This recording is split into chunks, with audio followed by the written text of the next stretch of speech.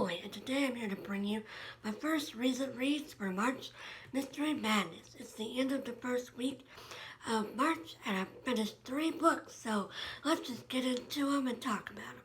The first book that I finished, I actually started the last week of February and then finished on March 1st, and that was The Secret Place by Tana.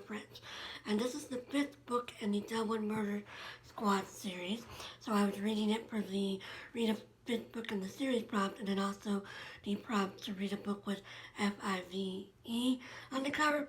So this is about a detective named Stephen Moran, and he is in the cold cases department. But one day, Hallie Mackey, who is a character that was featured in book 3, brings him some evidence about a murder case that was closed the year before at her school. A male student from the nearby boys' school was found murdered on her school's lawn, and they never figured out who did it, and they thought it was a groundskeeper, and anyway, she brings him some evidence.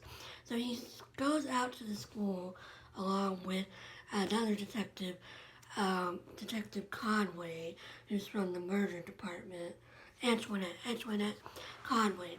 And so it's about the Moran and Conway solving this crime over the span of one day. But then it also shows flashbacks to like before the crime happened, and then right after the crime happens as well. So we do get that flashback aspect of the book, and it was good. It wasn't as good as book 3. I feel like book 2 was the best, and then book 3 was pretty good, like really good, and then book 4 and 5 has just been good. So I still enjoyed it. I just feel like it's sort of going down in quality a little bit, and she's never done this dual timeline thing before, or flashback thing. So that was really different, and I don't necessarily think it helped, although it did help in the sense that there was no other way to get you the information that you needed to know, because, Moran and Conway had no idea that this was going on. Anyway, and then it also was interesting because Frank Mackey, who was the main character in book 3, is in this book because, of course, he's Hallie's dad, and so he's trying to protect Hallie. So there's that kind of, tug of war dynamic as well. So yeah, overall, really good. Glad I read it. The next book I finished in about 48 hours, and that was Brownies and Broomsticks by Bailey Cates. And I wasn't going to count this for a prompt, but I think I'm actually going to count it for the read a book with something made of wood on the cover, because this broomstick candle is made of wood. So anyway, this is a really sweet little cozy mystery about a baker named Katie Lightfoot, who has moved to Savannah to run a bakery with her aunt and uncle. And while she's down there, she discovers that she's a witch, and that her Aunt Polly is a witch as well. And her Aunt Polly is a member of a coven. I actually don't know how to say that word. There's a group of witches that Aunt Polly works with, and they a few days before the bakery's grand opening, an old lady named Mavis Templeton comes in, and she's being sort of threatening about some things that are going on. And then right after she leaves their bakery, she's found in her car with her neck broken, and so there's an assumption that Katie's Uncle Ben did this because of the argument. So so Katie's trying to prove that it wasn't Uncle Ben by going around and investigating Mavis's life and, all the different things that she was involved with. So it was good. There is also a love triangle development going on. She's got this journalist named Steve who's come to investigate the murder, and then there's also this firefighter named, I want to say Dylan, but I don't know if that's right. Dylan, who is a friend of Uncle Ben's, because Uncle Ben is a retired fire chief of Savannah. So overall, this was cute. There was a lot of world building, and I could tell that if you keep going with the series, I'm sure things are, fleshed out, and they finished doing the world building, and so then they just focused more on the murders. This was really fast read. It was cute. it wasn't like amazing or anything, but it's a good palate cleanser. I would recommend it if you are interested. I will say that the witchcraft in here was a lot more realistic than I was expecting. Like they talk about like spells and how to develop spells and like how to form a coven and then how to find your familiar and all kinds of stuff. So yeah, it was pretty interesting, and I would recommend it if you're looking for a sweet little cozy mystery. The final book that I finished this week was The Sweetness at the Bottom of the Pie by Alan Bradley, which is the first book in the Flavia de Luce series. And Flavia de Luce is a 9-year-old girl, and she is a uh, scientist. She's very interested in chemistry, and so she has this lab in this old country house where she lives in a small town in Britain.